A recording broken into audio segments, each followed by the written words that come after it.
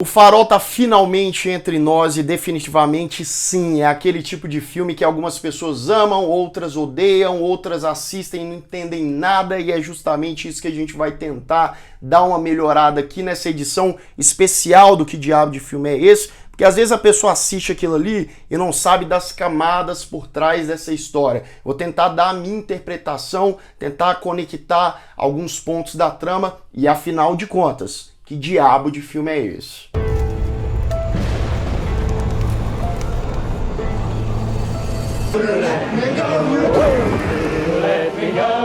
Sejam todos muito bem-vindos a mais um Refúgio Cult, meus amigos, e sim, para mais um vídeo de O Farol.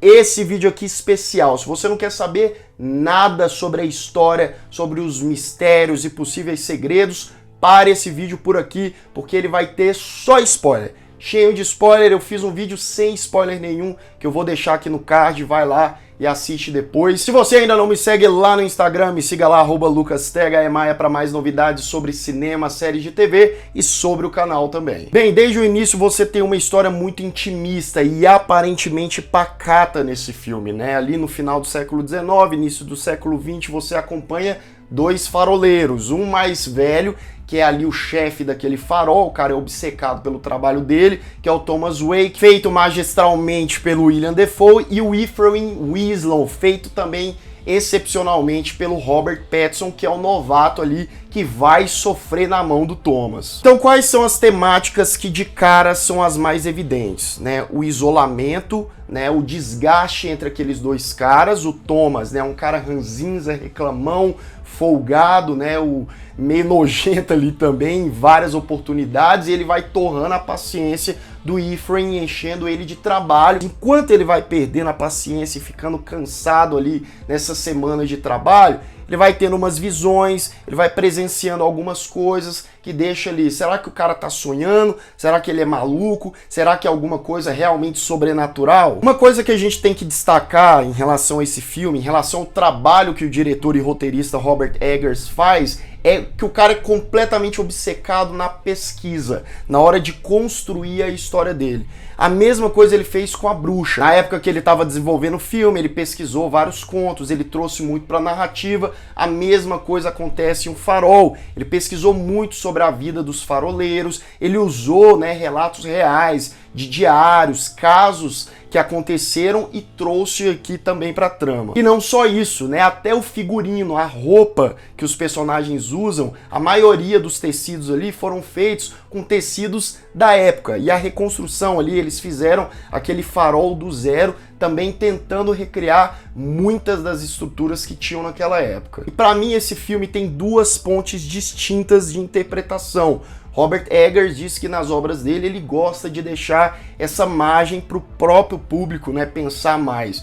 E aqui a gente tem um negócio mais palpável, mais realista e uma coisa completamente mitológica, né, sobrenatural. Vamos começar com a mais palpável, com a mais realista. Imagine você, né, iniciozinho do século XX, dois caras que não se conhecem, são bem diferentes um do outro, assim, pelo menos aparentemente. Eles vão trabalhar ali arduamente, várias semanas juntos, sem contato com o mundo exterior, com outras pessoas, e muita gente se questionou, eu até também me questionei em certo ponto, se os dois eram a mesma pessoa. Será que, sei lá, o Ephraim é uma versão mais jovem do Thomas? Até porque em certo momento o Ephraim vai revelar alguns segredos do passado dele, como por exemplo que o nome dele também é Thomas. Nesse momento o diretor falou assim, ó, e aí, será que eles são? Na minha opinião, não, eles não são a mesma pessoa, né? Tem essa coincidência, o cara mentiu porque ele pegou uma outra identidade, né? Ele revelou depois que ele trabalhava em um local, ele tinha desavenças também com outro cara que ele trabalhava junto, e ele acabou assistindo esse cara morrendo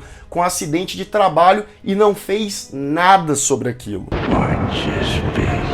Então o Ephraim, que na verdade se chama Thomas, feito pelo Robert Pattinson, ele tem aquilo nas costas, né? Ele é um cara que ele tem uma melancolia. Na verdade, os dois, quando eles já chegam no farol, eles já são caras meio tristonhos, até meio maluco mesmo. Aí tem um detalhe interessantíssimo. O Thomas, o novato, ele fala que ele trabalhava em uma floresta antes, em uma imensidão, uma mata, né? Ele estava acostumado a esse tipo de trabalho e aquele trabalho no farol seria o primeiro daquele tipo. Me lembrou na hora a ambientação da bruxa, né, que se passa na floresta, numa imensidão. Acho que é só uma coincidência mesmo, mas que é interessante a gente pontuar. E o negócio da sereia, né, que o outro Thomas fica vendo lá, o novato.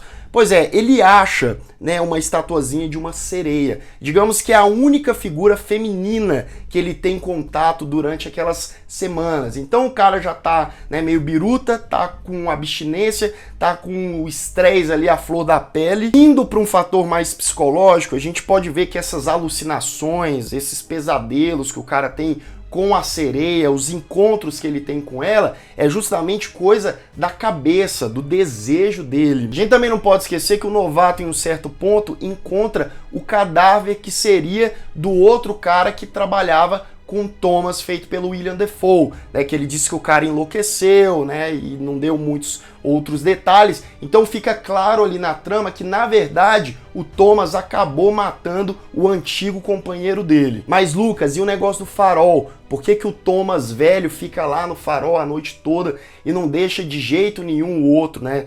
Tinha alguma coisa mágica? Mais uma vez, ainda estamos em território palpável, mais realista. Na minha opinião, a luz do farol, aquele ambiente ali no topo, era o mais privilegiado daquele lugar caótico que eles estavam. Aquela ambientação úmida, barulhenta, isolada, fria. Então o Thomas ia lá, passava a noite todinha, conseguia ter uma ótima vista, o calor, né, do farol, da lâmpada, aquecia ele e dava ali certos prazeres também. Mas aquilo ali, aquele canto, a luz, é a representação de que ele é o chefe daquele farol. Aquilo ali é de merecimento dele e ele não estava nem um pouco afim de dividir com mais ninguém. E eles acabam se confrontando no fim das contas, né? O Thomas mais velho não quer deixar o Thomas novato embora, a embarcação que ia buscar eles acabam não vindo, não se sabe muito bem por quê, não se sabe se tem uma tramóia envolvida.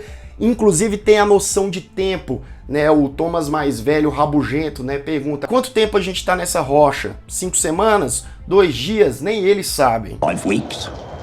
2 days. O Thomas novato acaba matando o mais velho com um machado na cena que é inspirada em O Iluminado, do Stanley Kubrick. Quem disse isso foi o próprio Robert Eggers. E ele finalmente consegue ter acesso à luz, ao farol, né? Um momento até meio psicodélico dele olhando ali para a luz. Ele acaba caindo para trás, escada abaixo. E a última cena do filme é ele ali nas rochas com as gaivotas, que eu vou falar um pouco melhor sobre elas daqui a pouco, né, bicando o corpo dele todo, e o filme acaba. O que que aconteceu? E agora a gente vai pro aspecto mais mitológico, porque tem muitas camadas, inclusive de mitologia grega nessa história. Por quê, Lucas? Porque nada mais e nada menos o Thomas / Ephraim / novato, ele é a personificação, digamos assim, levando para esse outro lado, do Prometeu, sim, o titã que roubou o fogo dos deuses lá do Olimpo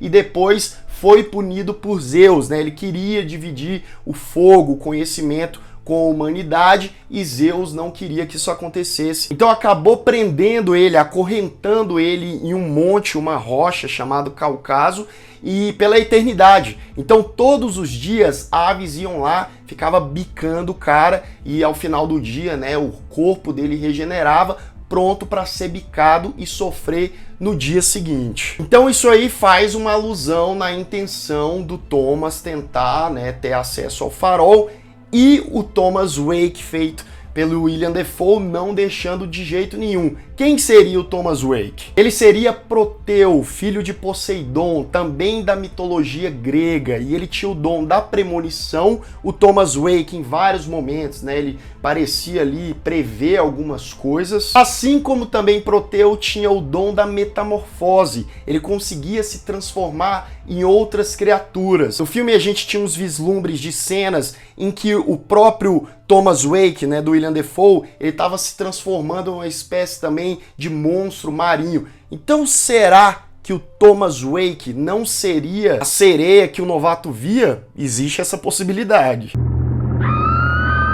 E aí, quando Prometeu, o novato, consegue, né, matar o Proteu e ter acesso ao farol, a chama, aí ele tem a sua punição, que é exatamente o que aconteceu no mito de Prometeu, que é quando ele fica ali na rocha e as gaivotas ali no final do filme começam a bicar ele. Mas e as gaivotas, Lucas? O que diabo é esses bichos? Thomas Wake fala em certo momento no filme que elas são as almas dos faroleiros ou das pessoas que já trabalharam ali. Então elas ficam circulando, ficam ali vigiando, protegendo o lugar. Não é à toa que o cara que tinha trabalhado antes com o Thomas Wake, que provavelmente ele matou, ele tá sem um olho quando o novato encontra ele, e tem uma gaivota ali no meio que ela também tá caolha. E você pode notar que o velho fala pro novato que ele não pode matar as gaivotas, que pode dar muito ruim, né? Pode dar uma espécie de maldição. A partir do momento que ele mata uma gaivota naquela cena bem intensa, as coisas passam